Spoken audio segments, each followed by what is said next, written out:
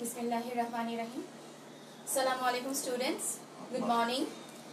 আজকে 11:40 থেকে আমাদের একটা ক্লাস শিডিউল আছে রসায়নে।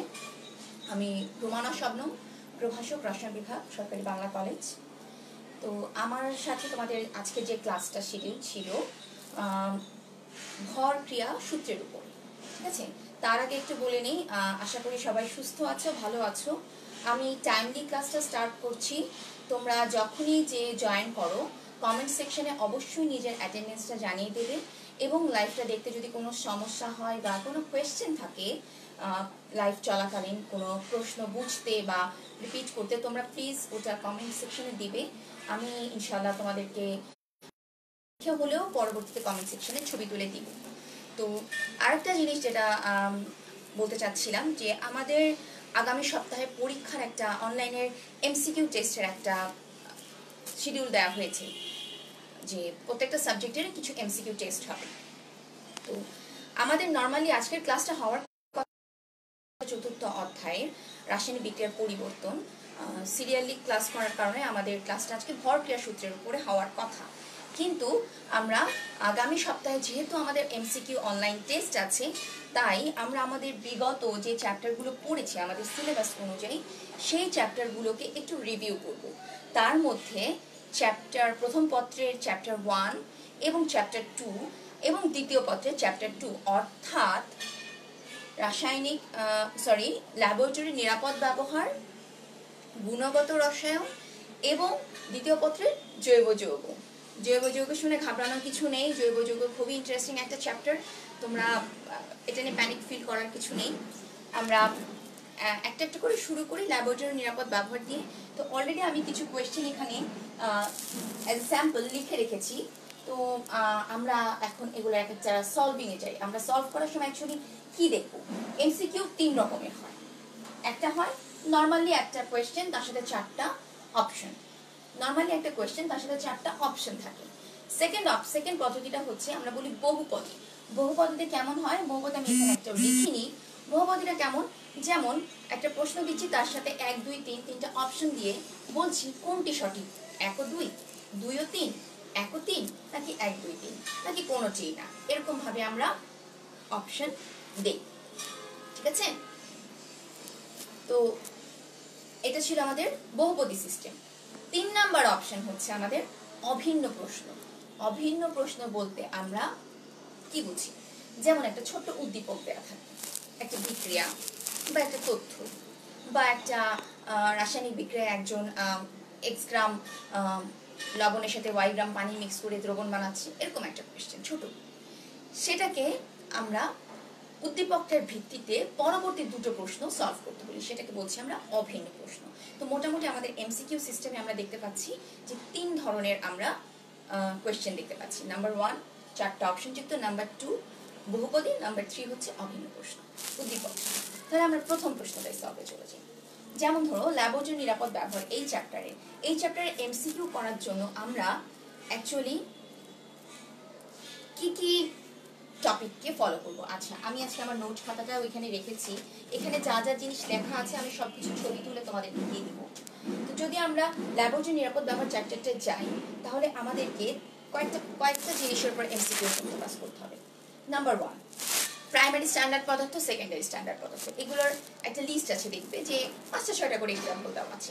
এটা যদি তুমি মেমোরাইজ করে ফেলো যে এর মধ্যে কোনটা প্রাইমারি স্ট্যান্ডার্ড, কোনটা সেকেন্ডারি স্ট্যান্ডার্ড, যখন এমন একটা কোয়েশ্চেন আসবে যে প্রাইমারি স্ট্যান্ডার্ড পদার্থ কোন, তখন তুমি ইজিলি এটার অ্যান্সারটা করতে পারবে।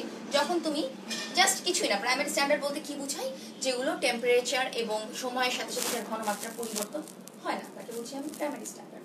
সেকেন্ডারি স্ট্যান্ডার্ড পরিবর্তনটা হয়ে যায়। তাহলে সেই সংজ্ঞার সাথে আমি যদি উদাহরণগুলো মেমোরাইজ করে ফেলি, তাহলে এমসিকিউটা অ্যান্সার করা কোনো সমস্যাই না। নাম্বার 2তে চলে যাই আমরা। নাম্বার 2তে কি বলছি, নাম্বার 2 এর আগে আমরা বলে নিই যে এই কোশ্চেনটা কোনখান থেকে হচ্ছে।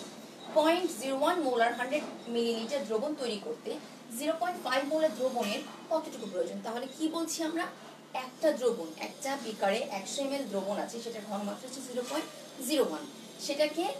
সেখান থেকে আমি কি বানাতে চাচ্ছি, যে সেখান থেকে 0.5 5 মোলার দ্রবণের এইটুকু তৈরি করতে 0.5 মোলার দ্রবণ থেকে কতটুকু নিতে হবে, তার মানে কি একটা কম্পারেটিভলি ঘন দ্রবণ আমার আছে, সেখান থেকে একটা ডাইলুটেড দ্রবণ আমাকে প্রস্তুত করতে হবে।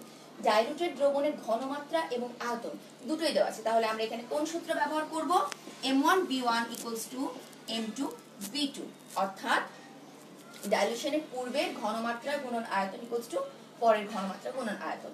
তাহলে পূর্বেরটা কি বলতে পারছি আমরা 0.5, আমরা ঘনমাত্রা জানছি 0.5, কিন্তু আয়তন কিন্তু আমাদের জানা নেই। আর পরবর্তী আয়তনের ঘনমাত্রা কত, 0.101 × 100, তাহলে অ্যান্সার আসবে কত, 2 মিলিলিটার। আর এক্ষেত্রে অ্যান্সারটা কি ছিল, প্রাইমারি স্ট্যান্ডার্ড পদার্থ পটাশিয়াম ডাইক্রোমেট। এভাবে আমরা সহজেই একটা ম্যাথমেটিক্যাল প্রবলেম গুলো সলভ করতে পারি। এগুলো ছোট ছোট ম্যাথমেটিক্যাল প্রবলেম, এগুলো এমসিকিউতেই আসার মতো, এগুলো সিকিউ কোশ্চেন নয়। আচ্ছা, এবার দেখি আমরা নেক্সট আমরা কি বলতে পারি এই চ্যাপ্টারের নেক্সট কোন জিনিসটা আমরা পড়ব। নেক্সট পড়তে হবে আমাদেরকে ঘনমাত্রা। আমরা 3 ধরনের ঘনমাত্রা লিখতে পাবো, 4 ধরনের, sorry, molar, semimolar, centimolar, decimolar. এই শব্দগুলোর সাথে তোমরা অলরেডি পরিচিত। মোলার বলতে আমরা কি বুঝি, যে দ্রবণে 1 মোল পরিমাণ দ্রবীভূত থাকে। সেমি মোলার বলতে কি বুঝবো, যেখানে 0.5 মোলার দেবো। সেমি ফাইনাল হয় না খেলার আগের, ফাইনাল খেলার আগের স্টেজ সেমি ফাইনাল, রাইট? যে সেমি মোলারটা হচ্ছে আমার 0.5। এবার যে আমি সেন্টিমোলার বলতে কি বুঝি, 100 সেন্টিমিটারে 1 মিটার, আমরা এটা জানি না, ঠিক সেন্টিমোলার বলতেও আমরা ঠিক 100-এই ক্যালকুলেশন করবো, অর্থাৎ 0.01 মোলারকে আমরা বলবো centimolar. And the last is decimolar. Deci শব্দটা কার সাথে কানেক্টেড হবে, দশকের সাথে কানেক্টেড হবে, অর্থাৎ 0.1 মোলারকে আমরা বলছি ডেসিমোলার। তাহলে 4 রকমের কি কি, molar means 1 molar, semimolar means 0.5 molar, centimolar means 0.01 molar, আর ডেসিমোলার মিন্স 0.1 মোলার। এভাবে আমাদের 4টা ঘনমাত্রার 4 রকমের আমরা দেখতে পাচ্ছি। সেটা থেকে আমাদের এক্সাম্পল একটা দেখছি। দেখো, আমি তোমাদেরকে অ্যাকচুয়ালি লকডাউন পিরিয়ডের শুরুতেই কেমিস্ট্রি ডিপার্টমেন্ট থেকে 100টা এমসিকিউ এর একটা লিস্ট, কোয়েশ্চেন লিস্ট দেওয়া হয়েছিল, কোয়েশ্চেনিয়ার দেওয়া হয়েছিল প্র্যাকটিস ওয়ার্ক হিসাবে। তোমরা যদি ওটা একটু ফলো করো, আমার মনে হয় আজকের ক্লাসের অনেক তথ্যই ওখান থেকে পেয়ে যাবে অ্যাজ এ নোট। আর আমিও ওখান থেকে অনেক এক্সাম্পল ইউজ করেছি। যারা ওটা ভালো করে প্র্যাকটিস করেছে তারা দেখলে বুঝতে পারবে যে কোন কোন কোয়েশ্চেন ওখান থেকে এসেছে। আচ্ছা, এবার দেখি একটা প্রশ্নে আমরা 2টা কোশ্চেন অ্যান্সার করে নিই। কোনটি সেমি ও সেন্টিমোলার দ্রবণ যুগল, মানে এর মধ্যে কোনটা কোনটা সেমিমোলার আর সেন্টিমোলার দ্রবণ যুগল আমরা বলতে পারি। দেখো, তাহলে এখানে দেখো প্রথমে কি আছে, 0.5 ও 0.1। 0.5 মানে সেমিমোলার, রাইট? 0.1 means decimolar. তারপরে খতে আছে 0.5, 0.2। গতে আছে 0.5 এবং 0.01 মোলার। এটা খেয়াল করো, এটা হচ্ছে সেমিমোলার, এইটা হচ্ছে আমার সেন্টিমোলার, আর আছে কোনোটি নয়। তাহলে অ্যান্সার কি হচ্ছে আমার, অ্যান্সার হচ্ছে গ। ওকে, আচ্ছা, এছাড়া এই চ্যাপ্টার থেকে আর কি কি জিনিসের উপর আমাদের এমসিকিউ, নিরাপত্তা চিহ্ন, কিছু নিরাপত্তা চিহ্ন আছে। দেন নিরাপত্তা চিহ্নর পাশে একটা লিস্ট আছে, দেখবা MSDS, মানে হচ্ছে ম্যাটেরিয়াল সেফটি ডাটা শিট, কোন ম্যাটেরিয়ালটার সেফটি কেমন সেই রিলেটেড। সেই ডেটা শিটে তুমি দেখতে পাবে কোন কোন পদার্থ ক্ষয়কারী, কোন কোন পদার্থ ক্ষয়কারী নয়, কোন পদার্থ অ্যাসিডিক, কোন পদার্থ ক্ষারীয়, এগুলোর একটা চার্ট আছে। সেখান থেকেও এমসিকিউ হয় যে নিচের কোনটি ক্ষয়কারী পদার্থ নয়, এটি। ওকে, অ্যান্ড দ্য লাস্ট ওয়ান, আরেকটা এক্সাম্পল আমরা দেখতে চাই, সেটা হচ্ছে যে এই যে আমরা ল্যাবরেটরি নিরাপদ ব্যবহার চ্যাপ্টারটা পড়ছি, এখানে কিন্তু আমাদের কিছু অ্যাপারেটাস আছে, যে কোন অ্যাপারেটাস কোন কাজে ব্যবহার করা হবে। এখানে আমরা দেখতে পাবো burette, pipette, funnel, measuring cylinder, beaker, volumetric flask, round bottom flask, অনেক রকম আমরা অ্যাপারেটাস দেখতে পাবো। তার মধ্যে কোন অ্যাপারেটাস কোন কাজে ব্যবহার হবে সেটা তুমি এখানে জানতে পারবে।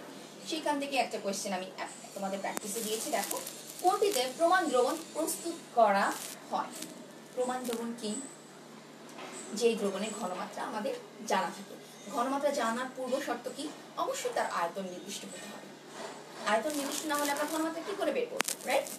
তাহলে আয়তন নির্দিষ্ট হতে হলে আমরা এর মধ্যে কোন কোন অ্যাপারেটাসটা ইউজ করতে পারি। দেখো তো, বিকারেও আয়তন নির্ণয় করা যায়, বাট সেখানে এররের লেভেলটা অনেক বেশি, ভুল হওয়ার চান্সটা বেশি থাকে।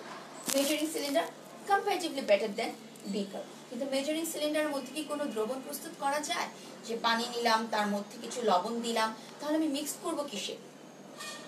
মেজারিং সিলিন্ডার তো কোনো লিড থাকে না যে আমি লিড দিয়ে এটাকে শেক করবো, সেটাও তো নেই, ঝাঁকাতেও তো পারবো না, রাইট?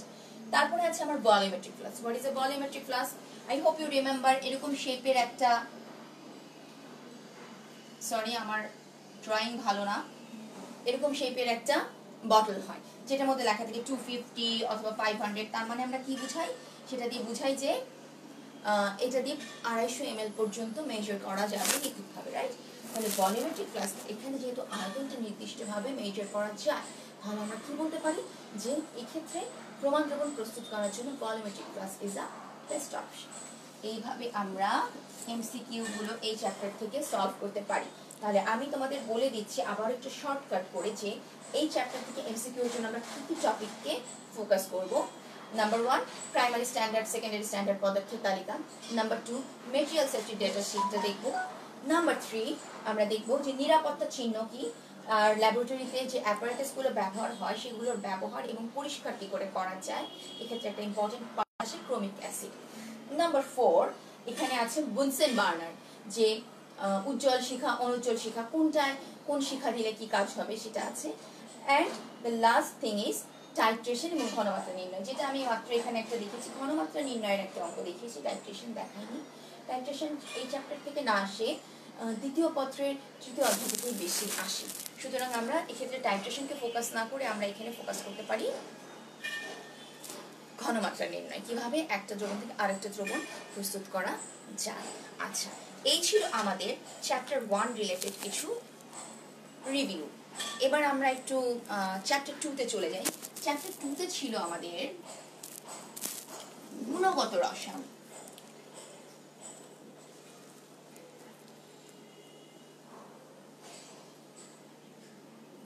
গুণগত রসায়ন চ্যাপ্টারে তোমাদের কোন কোন টপিককে এমসিকিউ এর জন্য ফোকাস করা উচিত আমি ফার্স্টে সেটা একটু বলে দিই। Quantum number set, quantum number set, তারপরে ইলেকট্রন ধারণ। কোয়ান্টাম নাম্বার সেট করতে গেলে ওখানে জেনে যাবে ইলেকট্রন ধারণ ক্ষমতা, কোন উপস্তরে কতগুলো ইলেকট্রন থাকতে পারে সেই রিলেটেড। নাম্বার 2 বোরের সূত্র, বোরের যে মডেল আছে সেই মডেলের কিছু ছোট ছোট অঙ্ক হয়। E equals to H nu, E equals to H C by lambda, nu by equals to 1 by lambda, এই ধরনের ছোট ছোট কিছু অঙ্ক হয় সেগুলো। নাম্বার 3 আইসোটোপ, আইসোটোন, আইসোবার, এগুলোর সেট নিয়ে না যে নিচের কোনটি আইসোটোপ, কোনটি আইসোটোন, কোনটি আইসোবার, এই সেটটা নির্ণয় করতে হলে আগে তোমাকে জানতে হবে what is an isotope, what is an isotone and what is an isobar. এটা জানলেই আমরা বের করতে পারবো সেটটাকে।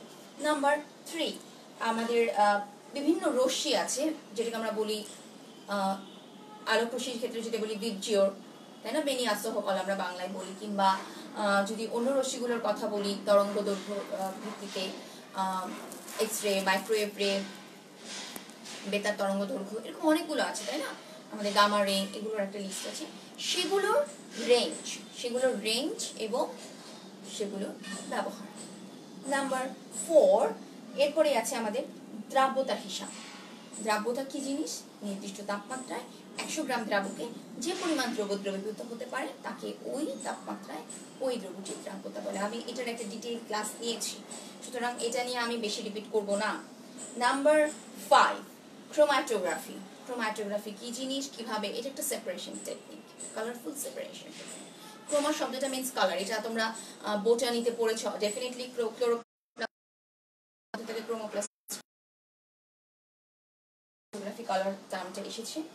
And the last topic of this chapter আমি যদি বলি ফর এমসিকিউ, বর্ণালী, হাইড্রোজেন বর্ণালী, বর্ণালী নির্ণয় করা, হাইড্রোজেন বর্ণালী নির্ণয় করা, কোন এক শক্তি স্তর থেকে আরেক শক্তি স্তরে নেমে আসলে কোন ধরনের, কোন তরঙ্গ দৈর্ঘ্যের রশ্মি আমরা দেখতে পাবো বা কোন কালারে দেখতে পাবো, এই ধরনের কিছু ছোট ছোট এমসিকিউ আছে।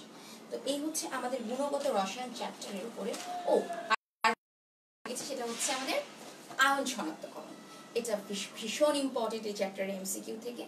আয়ন শনাক্তকরণ, শিখা পরীক্ষা, এরা দুটো একই বলতে পারো, মানে শনাক্তকরণ পদ্ধতি। এখান থেকে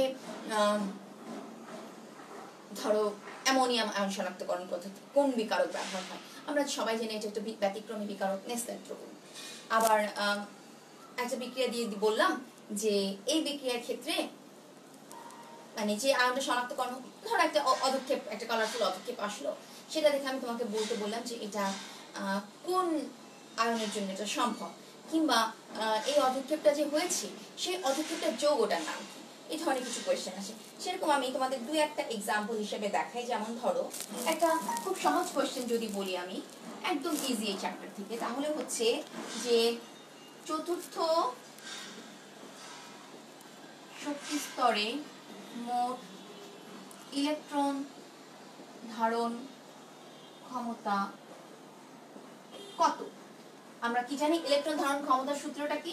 2n²। n এর মান হচ্ছে শক্তি স্তরের মান।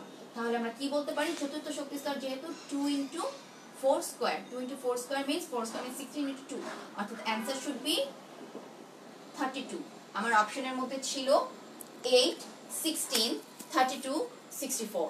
এই ছিল আমাদের, সরি 8, 18, 32, 64। এই ছিল আমাদের অপশনস গুলো। তো চ্যাপ্টারে এবার দেখি আমরা একটা অভিন্ন প্রশ্ন। ধরো একটা উদ্দীপক দিচ্ছি আমি, উদ্দীপকটা হচ্ছে একটা সল্ট নিয়েছি, সেই সল্টটাকে আমি K4FeCN6 মিন্স এই যৌগটার নাম কি? পটাশিয়াম ফেরোসায়ানাইড যোগ করলাম। তখন দেখা গেল লালচে খয়েরি রঙের অধক্ষেপ পড়ল। লালচে খয়েরি রঙের অধক্ষেপ। অধক্ষেপ দেখে বুঝতে হবে আমি এর মধ্যে কি আয়ন পেতে চলেছি। এটা হচ্ছে আমার শনাক্তকরণ। এরপরে আমরা নিশ্চিতকরণ করি, রাইট? তাহলে শনাক্তকরণে আমি এই উদ্দীপকটা এটা দিয়ে বলছি। প্রশ্ন 1 নম্বর প্রশ্ন বা 2 ও 3, ধরো 2 নম্বর প্রশ্ন যদি বলি যে এক্ষেত্রে ক্ষারীয় মূলক কোনটি?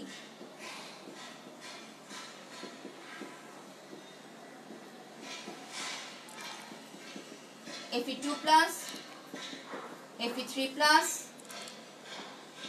copper 2+, zinc. প্রশ্নটা হচ্ছে যে লালচে খয়েরি অধক্ষেপটা পড়লো, এর মধ্যে ক্ষারীয় মূলক কোনটি? আমরা কি জানি? Potassium ferrocyanide is a very good reagent to identify ions like transition metals। মানে হচ্ছে অবস্থান্তর মৌলগুলোর ক্ষেত্রে পটাশিয়াম ফেরোসায়ানাইড খুব ভালো একটি বিকারক হিসেবে কাজ করে শনাক্তকরণে। তাহলে এক্ষেত্রে আমি একটা লবণ নিয়েছিলাম, সেই লবণটার মধ্যে পটাশিয়াম ফেরোসায়ানাইড যোগ করে লালচে খয়েরি রঙের অধক্ষেপ নিচে সেটেল ডাউন করলো। এবার কালার দেখে আমাকে বুঝতে পারি কি হতে পারে। যদি আয়রন 2+ হতো তাহলে কালার হতো ব্লু। Fe3+ হতো তাহলে কালার হতো লালচে রক্তের মতো, ঠিক আছে? আর নাম্বার 3 কপার, যদি কপার 2 আয়ন হয়, কপার 2 আয়নের ক্ষেত্রে আমাদের কি হবে? খয়েরি, একটু কালচে খয়েরি ধরনের। এটা ঠিক লালচে না বলে আমার এখানে একটু ভুল হয়েছে, একটু কালচে দিকে চলে যায়, কালচে খয়েরি ধরনের হয় কপার। আর জিঙ্কের ক্ষেত্রে তো এই ক্ষেত্রে কোনো অর্থ করার কথা, তাহলে আমরা অ্যান্সার কি বলতে পারি? Answer should be copper. এবার আমরা এই রিলেটেড আরেকটা কোশ্চেনে চলে যাই। যেহেতু আমরা বলেছি অভিন্ন, অর্থাৎ 2 আর 3 নাম্বার প্রশ্নটা এই উদ্দীপকের ভিত্তিতে হবে। প্রশ্নটা হচ্ছে যে অধক্ষেপ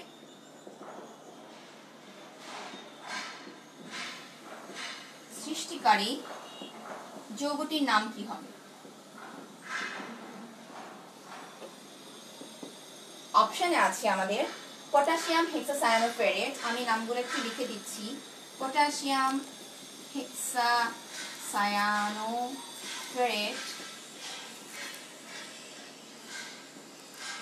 দেন পটাশিয়াম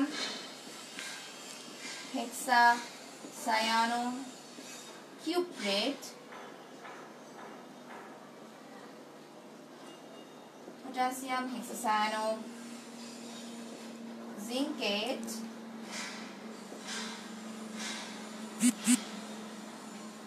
সবগুলো।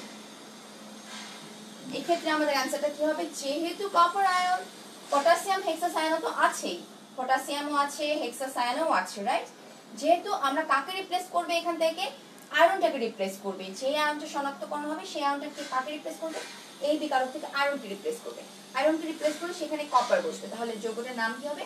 পটাশিয়াম হেক্সাসায়ানো। হেক্সা মিন্স 6টা, হেক্সাসায়ানো আর এখানে আয়রনের বদলে কপার যখন বসবে তখন নাম হয়ে যাবে কিউপ্রেট। সেটারই অধক্ষেপ দেখতে পাই আমরা কালচে ঘরে। তাহলে অভিন্ন প্রশ্ন কি করে অ্যান্সার করতে হয় আশা করি আমরা পারবো। যে একটা ছোট্ট উদ্দীপক দেওয়া থাকবে, সেইটার ভিত্তিতে আমাদেরকে দুটো প্রশ্নের উত্তর করতে হবে। এই ছিল আমাদের একটা অভিন্ন প্রশ্ন। এরপরে আমরা আরেকটা দেখব, সেটা হচ্ছে আমাদের বহুপদী রিলেটেড। যে বহুপদীর এমসিকিউ গুলো কেমন হয় একটু দেখি। এগুলো আমরা তোমাদের সবই জানা, তারপরেও প্র্যাকটিস ওয়ার্ক আমরা সিরিয়ালি করছি। আচ্ছা, যেমন ধরো ক্রোমাটোগ্রাফি এর ক্ষেত্রে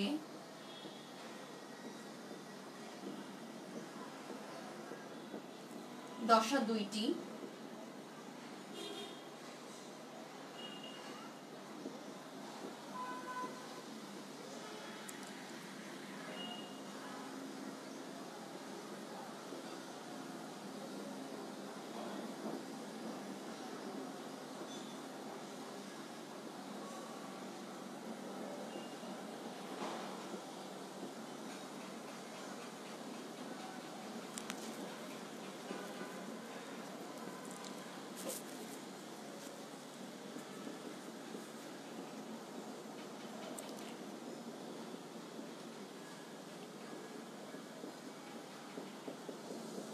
না, এটা একটু সলভ করো তো দেখি কে অ্যান্সার দিতে পারে কমেন্টে।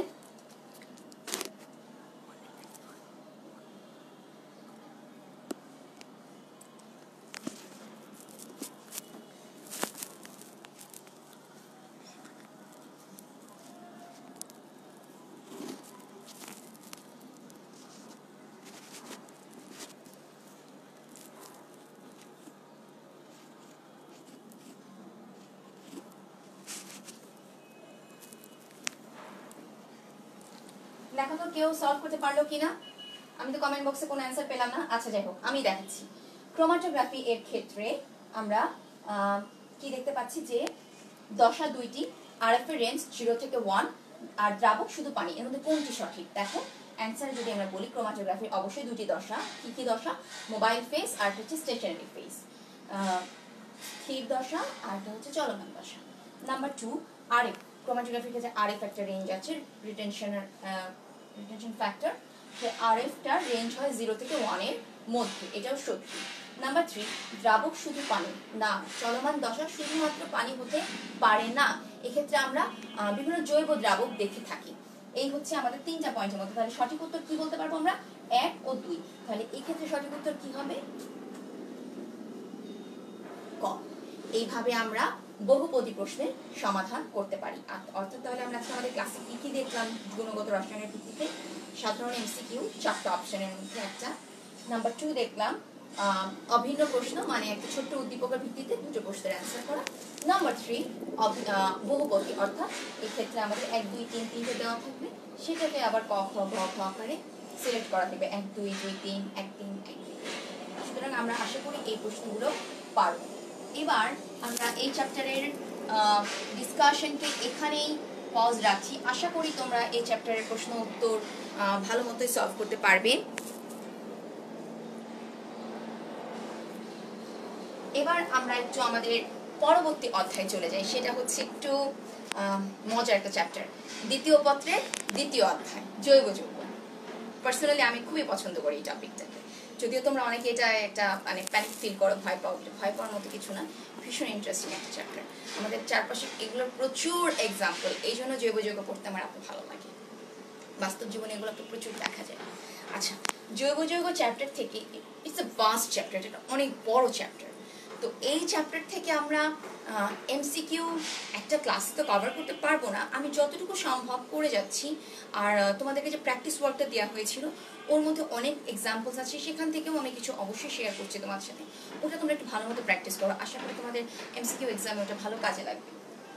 তো প্রথমে আমরা চলে যাই এই চ্যাপ্টারের একদম বিগিনিংয়ে কোন কোন টপিকের উপর এমসিকিউ হতে পারে। নাম্বার 1, জৈব যৌগের একটা শ্রেণী বিভাগ আছে, অ্যালিফেটিক, অ্যারোমেটিক, সাইক্লিক। অ্যারোমেটিকের মধ্যেও আবার হোমোজেনিয়াস, হেটেরোজেনিয়াস আছে। তো এই রিলেটেড এক্সাম্পলস হয়। যেমন ধরো আমি একটা এক্সাম্পল শুরুতে লিখে নিই, কোনটি বিষম চাকরি। বিষম চাকরি, চাকরি মিন্স একটা চক্র আকারে যে যৌগগুলো থাকে, তাই না? যেমন বেনজিন থাকে, সাইক্লোহেক্সেন থাকে, সাইক্লোপ্রোপেন থাকে। তার মধ্যে হোমোজেনিয়াস কোনগুলো? যেখানে চক্রের প্রত্যেকটা সদস্য একই একই মৌল। যেমন বেনজিনে সবগুলো 6টা চক্রের 6টা কার্বন চক্রটাকে ধরে রেখেছে, সুতরাং এটা একটা সুষম বা হোমোজেনিয়াস। সুষম না বলে আমি বলি হোমোজেনিয়াস। আর এই 6টা কার্বনের মধ্যে যদি একটা নাইট্রোজেন ঢুকে যায়, যখন আমরা পিরিডিন দেখতে পাই, তখন কি হয়? তখন সেটা হয়ে যায় বিষম। তাহলে এক্সাম্পল যদি আমরা বলি, এক্সাম্পল হিসেবে দিয়েছি furan, benzene, cyclohexane, cyclopropane. Furan কেমন? এমন একটা যৌগ। বেনজিন, সাইক্লোহেক্সেন, সাইক্লোপ্রোপেন, এই হচ্ছে আমাদের, যদি আমরা স্কেলেটন স্ট্রাকচার বলি কোন যৌগের, তাহলে এই হচ্ছে আমাদের যৌগগুলোর স্কেলেটন স্ট্রাকচার। তাহলে আমরা কি দেখতে পাচ্ছি? এর মধ্যে শুধুমাত্র ফিউরানে দেখো মাঝখানে একটা ডিফারেন্ট এলিমেন্ট আছে, সেটা হচ্ছে অক্সিজেন। তাহলে অ্যান্সার শুড বি ফিউরান। ওকে, এরকম হচ্ছে সিম্পল এক্সাম্পল গুলো। প্রথম পার্টে যেটা গেলাম যে আমরা জৈব যৌগের শ্রেণী বিভাগ থেকে কি জাতীয় প্রশ্নগুলো আসতে পারে। এবার আমরা নাম্বার 2 তে চলে যাই। শ্রেণী বিভাগের পর কোন জাতীয় এমসিকিউ গুলো আসে, সেটা হচ্ছে যে নিচের কোনটি অ্যারোমেটিক কম্পাউন্ড। এটা ছিল বিষম চাকরি। এবার আসে অ্যারোমেটিক। যেমন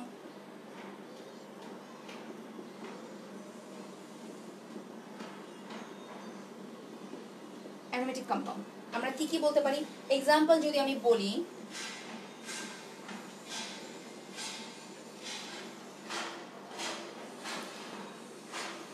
আচ্ছা অ্যারোমেটিক কম্পাউন্ড 9 দিই, কেমন? অ্যারোমেটিক কম্পাউন্ড কোনটা সেটা সহজে আইডেন্টিফাই করতে পারবো, কিন্তু কয়েকটা অ্যারোমেটিক কম্পাউন্ডের সাথে একটা নন অ্যারোমেটিক কম্পাউন্ড দিয়ে দেখি সেটা আইডেন্টিফাই করতে পারি কিনা। Benzene, thiophene, pyridine, cyclobutane. Aromatic compound হওয়ার শর্ত কি? হাকেল নাম্বার, রাইট? সেখানে কি থাকতে হবে? ইলেকট্রন, কয়টা পাই ইলেকট্রন থাকতে হবে? 4n+2 সংখ্যক পাই ইলেকট্রন থাকবে। এখানে nটা কি? n হচ্ছে চক্রের নাম্বার। যেমন বেনজিনে একটা চক্র, তাহলে 4 × 1 + 2, মোট 6টা ইলেকট্রন, 6টা পাই ইলেকট্রন থাকতে হবে। তাহলে সেই যৌগটাকে আমরা বলতে পারি অ্যারোমেটিক কম্পাউন্ড। তাহলে এর মধ্যে বেনজিনের অবশ্যই পাই ইলেকট্রন 6টা আছে, সুতরাং বেনজিন একটি aromatic compound undoubtedly. Thiophene, thiophene হচ্ছে একদম ফিউরানের মতো, জাস্ট একটা সালফার আছে, অক্সিজেনের পরিবর্তে এখানে একটা সালফার আছে। তাহলে থায়োফিনের জন্য কিন্তু দেখো দুইটা করে, এই যে দুইটা ডাবল বন্ড আছে, এখানে পাই ইলেকট্রন আছে। মোরওভার সালফারের নিজস্ব কি আছে? মুক্ত ইলেকট্রন আছে। সেটার ভিত্তিতেও আমি বলতে পারবো থায়োফিনেও পাই ইলেকট্রন হাকেল নাম্বারকে স্যুট করে, ম্যাচ করে। সুতরাং thiophene is aromatic compound. Number 3 তে চলে যাই আমরা, পিরিডিন। পিরিডিনের শেপটা কেমন একটু দেখে নাও, অনেক সময় তোমাদের বুঝতে অসুবিধা হতে পারে। এক্ষেত্রেও নাইট্রোজেনের মুক্তজোড় ইলেকট্রন এবং এর মধ্যে থাকা ডাবল বন্ড, এর মধ্যে থেকে ভিত্তি করে আমরা দেখা যায় যে কয়টা পাই ইলেকট্রন দেখা যাবে, সেই পাই ইলেকট্রনের সংখ্যাটা আমাদের হাকেল নাম্বারকে ম্যাচ করে। সুতরাং pyridine itself is also aromatic compound. লাস্টে চলে যাই আমরা cyclobutane. What is the cyclobutane? Cyclobutane হচ্ছে, এই হচ্ছে সাইক্লোবিউটেন। 4টা কার্বন, দেখো 4টা কার্বন একে অন্যের সাথে সাইকেলের একটা চক্রের মধ্যে আটকানো আছে। এখানে কোনো ডাবল বন্ড বা পাই ইলেকট্রন আছে? নেই। সুতরাং অ্যান্সার আমরা বলতে পারি অ্যান্সার ইজ নাম্বার 4 সাইক্লোবিউটেন। অর্থাৎ কোনটি অ্যারোমেটিক কম্পাউন্ড নয়। বাকি 3টা যে অ্যারোমেটিক কম্পাউন্ড সেটা আমরা কিসের ভিত্তিতে বুঝলাম? তাদের মধ্যে উপস্থিত পাই ইলেকট্রনের সংখ্যা হাকেল নাম্বার দিয়ে ম্যাচ করেছে। সুতরাং এগুলো আমার অ্যারোমেটিক কম্পাউন্ড। তাহলে মোটামুটি সহজ বলবো না, মানে মোটামুটি ধরো শ্রেণী বিভাগ থেকে যে ধরনের প্রশ্নগুলো হয়, যে জৈব যৌগের শ্রেণী বিভাগ, সেখান থেকে যে প্রশ্নগুলো হতে পারে আমরা সেগুলো দুটো এক্সাম্পল করে ফেললাম। এরপরে আমরা চলে যাই আমাদের নেক্সট আরেকটা কোয়েশ্চেনে, সেটা হচ্ছে আমাদের সংকরায়নের ভিত্তিতে, যে এর পরবর্তীতে ডিসকাশন যেটা হচ্ছে আমাদের সংকরায়ন এবং নামকরণ। আচ্ছা, সংকরায়ন বলতে কি বুঝি আমরা? আমরা যে অরবিটাল জৈব যৌগগুলো হচ্ছে, এক্ষেত্রে কোন অরবিটালের সাথে কোন অরবিটাল হাইব্রিড অরবিটাল প্রস্তুত করছে, সেটাই হচ্ছে আমাদের সংকরণ। এরা মিলেমিশে একটা সমশক্তির অরবিটালের রূপান্তরিত হয়। একটা এস, একটা পি, অথবা একটা পি দুটো পি একটা এস, অথবা তিনটা পি একটা এস, অথবা একটা এস দুটো পি একটা ডি, এভাবে বিভিন্ন মিক্স হয়ে যে অরবিটালগুলো হয় সংকরায়ন। এটা তোমরা প্রথম পত্রের তৃতীয় অধ্যায় খুব ভালো মতো পড়েছো নিশ্চয়ই। ওই চ্যাপ্টারটা তোমাদের কলেজে যে শিক্ষকই করেছেন, ডেফিনেটলি এগুলো তোমাদেরকে ক্লিয়ার করে দেওয়া হয়েছে। সেখান থেকে আমি জাস্ট একটু ইনফরমেশন রিপিট করছি। তো যাই হোক, আমরা সংকরায়নের ভিত্তিতে যে এক্সাম্পলগুলো দেখি সেটা একটা আমি আঁকছি।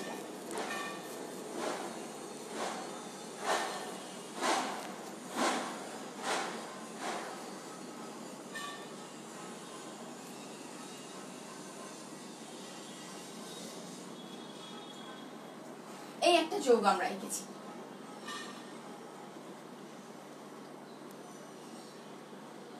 প্রত্যেকটা ওভারল্যাপে আমি এরকম করে জিগজ্যাগ দিয়েছি, তার মানে কি বুঝাচ্ছে এক্ষেত্রে একটার উপর একটা ওভারল্যাপিং হচ্ছে, অতিক্রমণ হয়েছে একটা অরবিটালের সাথে আরেকটা অরবিটাল। অতিক্রমণ যখন হয়েছে সেখানে কি বন্ধন হবে? পাশাপাশি বা মুখোমুখি অতিক্রমণ মানেই সিগমা বন্ড। আরেকটা দেখো, এক্ষেত্রে কার্বনের কয়টা হাত ইউজ হয়েছে? দেখো তো, তিনটা হাত, রাইট? কার্বনের কয়টা হাত থাকে? চারটা হাত।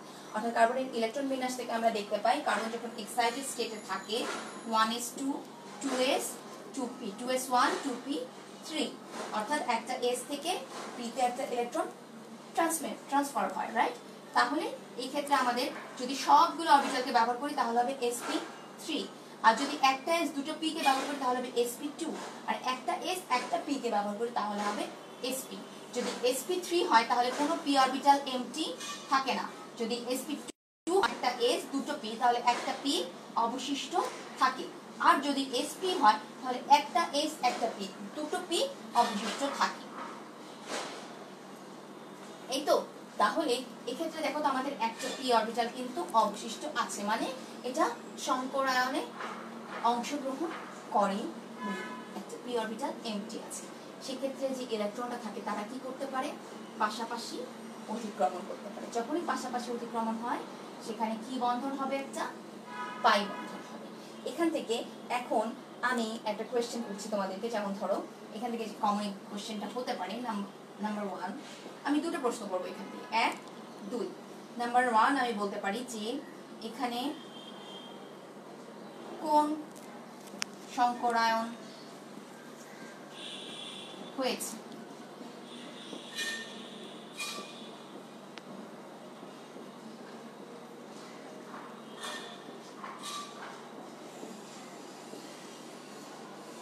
কি করে বুঝবো আমরা যে একটা s এবং দুটো p অরবিটাল ব্যবহার হয়েছে? একটা p অরবিটাল আনইউজড আছে, মোট আছে আমার তিনটা p অরবিটাল, তাহলে একটা p যখনই আনইউজড থাকে তখন আমরা কোন সংকরণ জানি? sp2 সংকরণ। সুতরাং অ্যানসার ইজ sp2।